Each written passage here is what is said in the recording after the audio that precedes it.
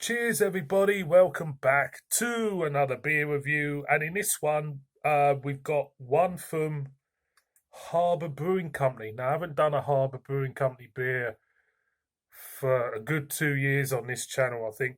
And this beer, funny enough, was on its own on a shelf. I think it was in a Lidl, or was it a Morrison's? It might have been a Morrison's. And this was picked up, or still in date. This was picked up before Christmas, I think. And see if it is in date. Yeah, August this year. Yeah, so it's picked up before Christmas. Never got round to reviewing it until now. So we've got a Broken Waves Funky IPA from Harbour, and it's 4.8% ABV. There you go. It says on the back, it says aroma, fruit and spice. Palate is dry, citrus, sour. Finish is dry and tart. It says it's not giving any information on what's in the beer. So let's crack it open. When I first discovered Harbour Brewing Company, it wasn't in the supermarkets. I actually did go down to Cornwall on a trip, and I found a load of their beers in a local bottle shop down there. And of course, over the years, their beers have become widely available in Morrison's and, all over the place. It smells pretty, safe. You got a bit of pine there. I wouldn't say it's a funky aroma at all. It's lemon. It smells like a very safe beer. So I'm not expecting much, really, to be honest with you, out of this one. But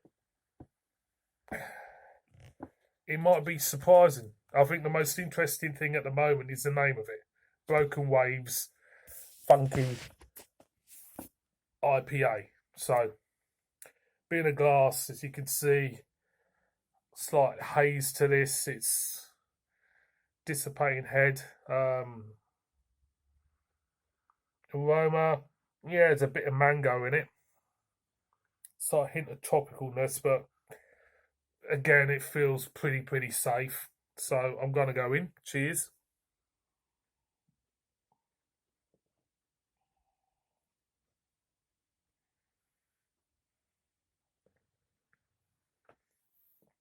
There is a sour edge to this, slightly unusual, but the rest of the beer is pretty safe stuff. It is. It's stone fruit, bit of tropicalness there.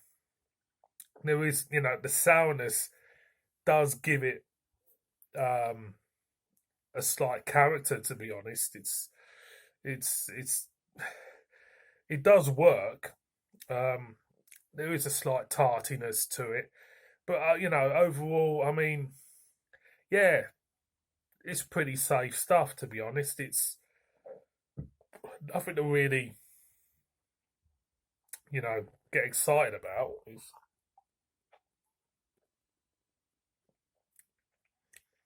In a way, it could stand out from the rest of them on a supermarket shelf, but in no way do I think it's a beer to revisit. It just isn't.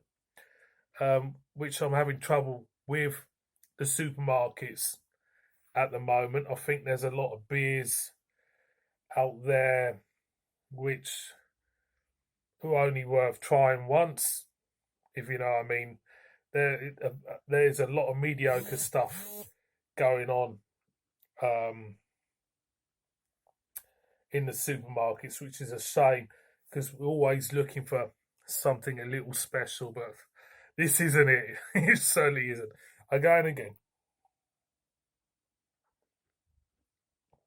Mouthfeel, I've had better, I've had worse.